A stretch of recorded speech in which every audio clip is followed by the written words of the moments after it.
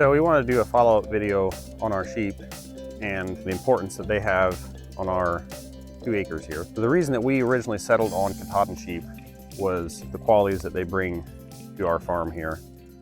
They have excellent mothering abilities, they provide really good quality meat, and they help improve our land at the same time. So we implement a lot of regenerative practices here. Basically that means we're trying to improve the land and work with the land as much as possible instead of against it. We're coming on to the end of the winter season here, and we've been feeding our sheep hay, which is kind of a necessity with the small acres that we have, but we've been using that as a way to improve our land as well.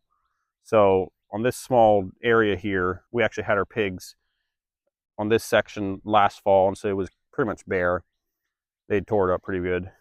And so I ended up putting a bale on here and just kind of spreading it out real thick, letting the sheep eat through it, but I also didn't mind if they were a little wasteful with it.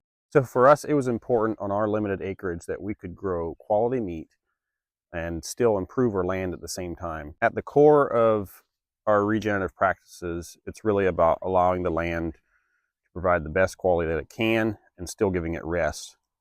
And so we rotate our sheep, and I think that's important if you're going to have sheep and have natural practices. We don't use any commercial wormers or have any grain input for our sheep.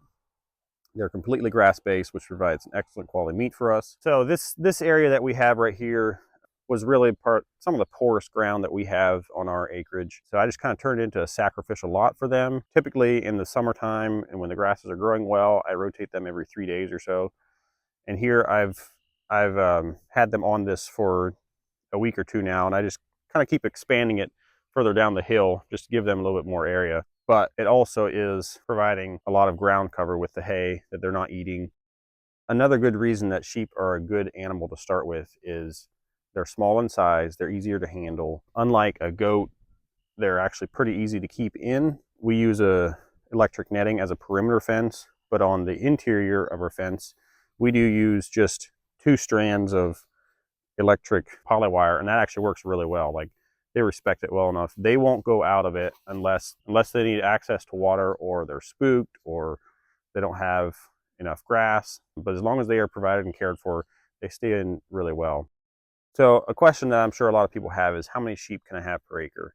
And that's not really, there's not really a simple answer for that. A lot of that depends on quality of forage that you have, where you're at regionally. For us, we've kind of hit our max with what we have. We have about 5 ewes, and once they lamb, they typically have twins unless they're a first-time mom.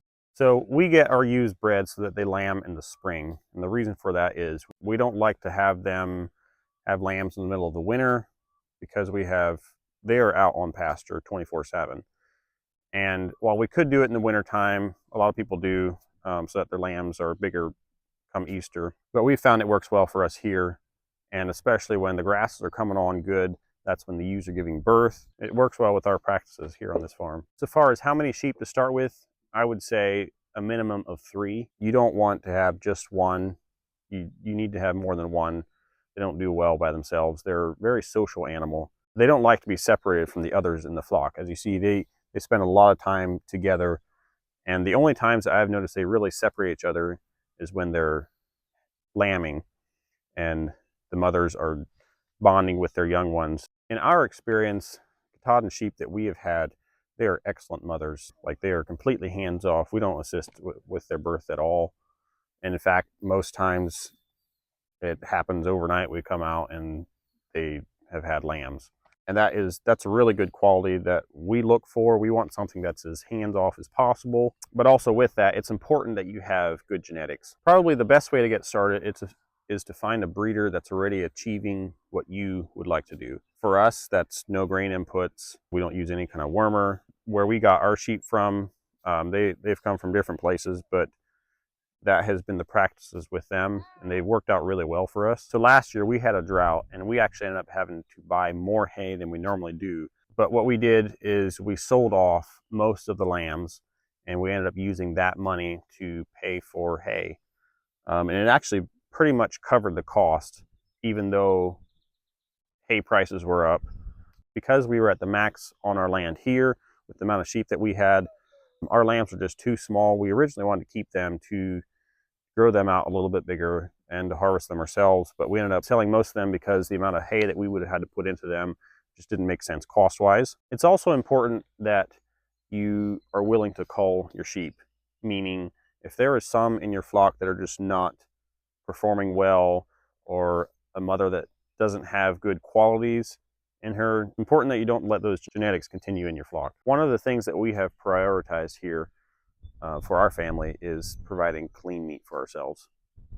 And the sheep have fit really well into that. We really don't have enough land to be able to support cows, but this space works excellent for the sheep that we have. Sheep can be more susceptible to parasites. And the way that we mitigate that is we rotate them throughout our land. We try to give the land at least 30 days rest, 30 to 45 days, and 60 days would be ideal. But basically, we rotate them throughout our pastures here, and we partition it off so that they can't get back onto the land that they were on. Keeps them from grazing on ground that's heavy on their manure. So thanks for watching, guys. Please hit the subscribe button, let us know what you like, and we will see you next week.